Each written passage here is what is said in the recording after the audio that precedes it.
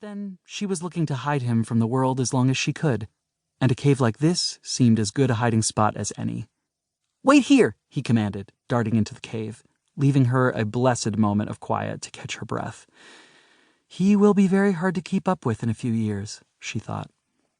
The boy emerged from the cave at a fraction of the speed with which he'd entered it, because now his arms were overflowing with strange objects. His mother's brow furrowed a bit as she watched him lay out each item before him with a care she'd never seen from her usually careless or carefree son. "I've been working on them for weeks," he said. "I didn't want to show you until they were finished, and now they are finished." He waved his hand toward the array, inviting her to take a look. His mother didn't quite know what she was looking at, even though her eyes were pointing in the right direction. A rod of metal with a glass ball at the tip, a piece of oblong stone with some symbols carved into the sides, a brick of wood with a groove cut into its center, a leather belt, a wooden box, and 2 curious scrolls. Her confused eyes met his expectant ones. She didn't know what to say. They're beautiful. I love that you're being creative. Maybe you can bring some of that energy to the kitchen. I think it's time for lunch." She turned to head back up the steep stairs when the boy cried, "But you have to see what they do! Maybe after lunch, my And suddenly, the boy's mother couldn't speak, because the sun had fallen out of the sky, and their perfect spring afternoon was now a moonless night. She turned back to the boy, terrified. He held the wooden box, his finger at the very bottom of the groove cut down its center. "Don't be scared," he said. "We have this." He put down the wooden block and picked up the metal rod. As he held it aloft, the glass ball at its end illuminated brilliantly, casting a perfect sphere of white light around them. "Nothing can hurt us while we're in here. Hold it, please." He thrust the strange glowing object into his mother's trembling hand and picked up the oblong stone. "Now this one is..." He brought it up to his lips and touched one of the symbols carved upon it. "One of my favorites!" his voice bellowed, impossibly loud, throughout the countryside. "Dionysus, that's enough!" his mother screamed, dropping the glowing rod as if it were flaming hot. The boy's eyes grew wide, and he picked up the wooden block again.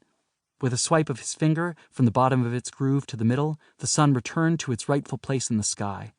The birds began to chirp, and everything was right again. Except for his mother, who stood paralyzed with terror. A gentle roll of thunder snapped her out of the stupor. She turned toward the sound and saw a small gathering of storm clouds a few miles out above the sea.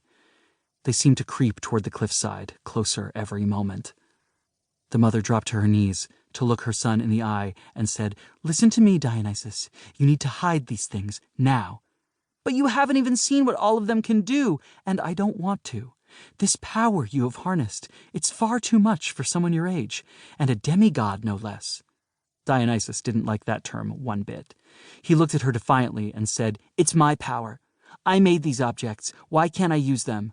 "Because your father is very jealous," she whispered, looking over her shoulder to the encroaching storm. "If he thinks a half-mortal son of his has surpassed his power, there's no telling what he might do." Dionysus looked toward the dark clouds himself and nodded, his shoulders slumped. "But," his mother offered, "I didn't say you can't use it. I said you must hide it. You just have to be very clever." "What do you mean?" Dionysus asked. "Well, we can keep these things deep in the cave there.